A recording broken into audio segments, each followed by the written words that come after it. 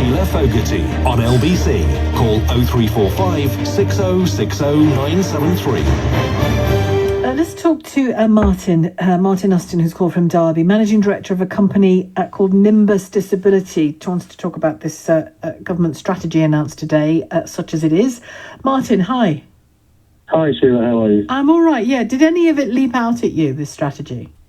Yeah, you could say that. We got to the part of talking about leisure, and we saw the commitment to introduce an access card by 2022. And that led to us because we were actually involved in the consultation on this in 2018 about a little thing that we run called the access card. There it is. So we run a scheme that is it's a user-led social enterprise. We convert disabled people's needs into verified symbols that go on the card and communicate people's just their access requirements. Nothing more, nothing less. We already work with the bulk of the art and leisure industry. We work with arenas. We work with the Merlin Group, Alton Towers, Chessington. We work with most of the festivals in the UK, with even launched in New Zealand. So, and how would it work? Tell me how an access card would work. So every venue in the UK used to have their own little access registers that were run independently by the box office or whatever.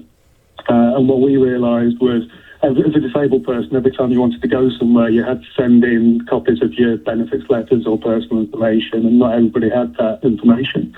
So we're like a single central register.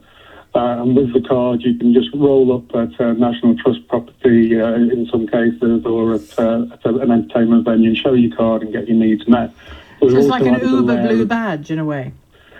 Yeah, basically. But we've also added a layer of digital integration, because one of the biggest barriers that disabled people face is the ability to book tickets online. So now you've got the capability of actually integrating your access requirement into a ticketing system. Right. So then, rather having to wait on the phone for somebody to possibly get back to you and say you can have a ticket or not, the ticketing venues can actually do the integration, so you can book in real time online and have your access needs met, which is pretty innovative. And that was exactly what we were discussing with the DCMS task group that were looking at this.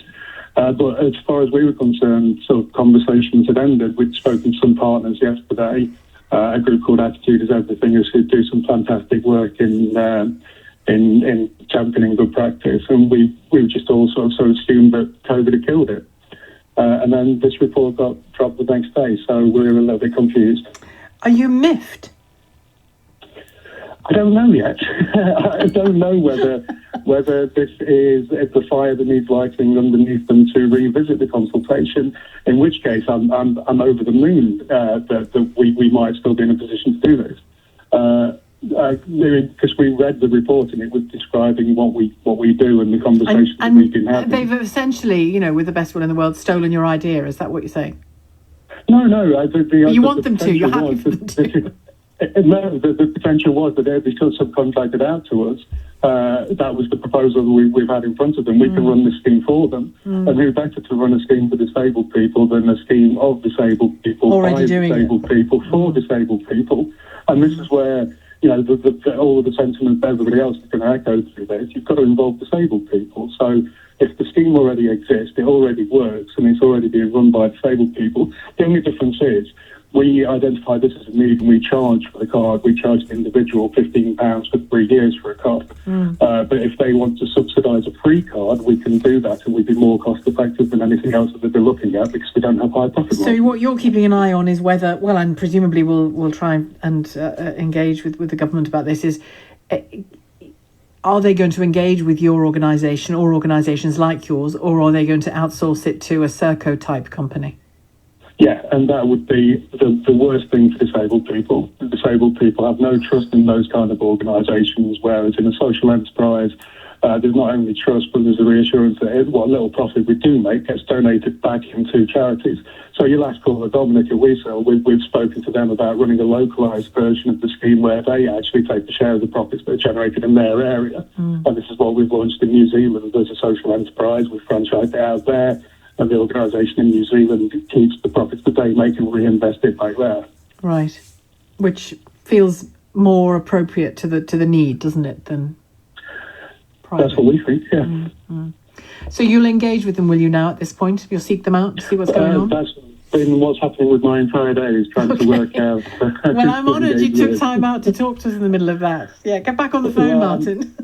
I'm a regular listener, so good. yeah, it's the first time I've thought, but no, it was just one of those calls where this one's mine. I'm going to have to call good. I'm glad. Yeah, and keep in touch with us about it. If if it is the government's intention to engage with you on something like that, it'd be great to know.